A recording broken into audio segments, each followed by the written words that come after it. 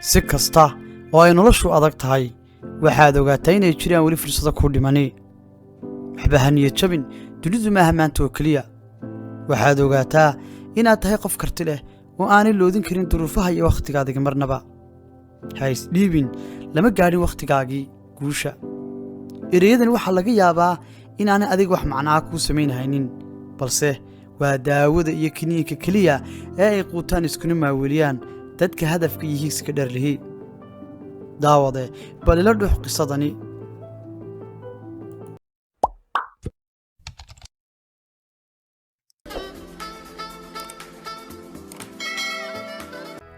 haweenaydan waxaa lagu magacaabaa Shu Confei waxay u dhalatay dalka China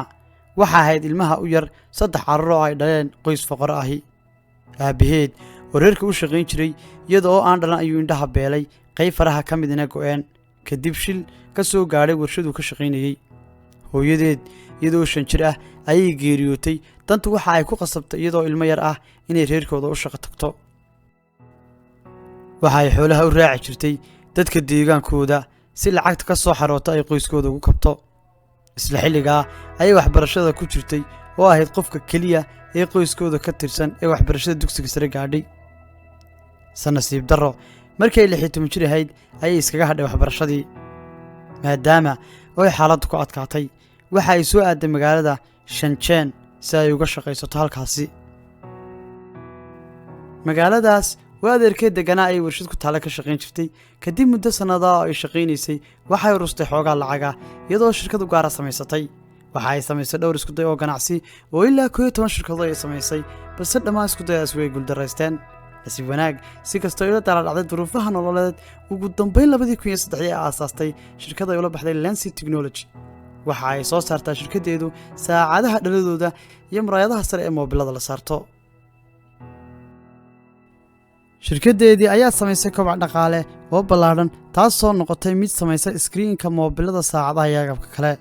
shirkadeedu waxay u samaysaa muraayadaha screen-ka moobilada shirkadda Apple, Samsung iyo Huawei waa saddexda shirkadood ee caalamka ugu waaweyn ee moobilada soo saara hadda sidoo kale saacadaha ay shirkadahaasi soo saaraan ayay muraayadahooda samaysaa shirkadeedu adiga warbixinta daawanaya waxa macquul ah moobilkan aad hadda naga daawanayso inay dhalidiisa iyadu soo saartay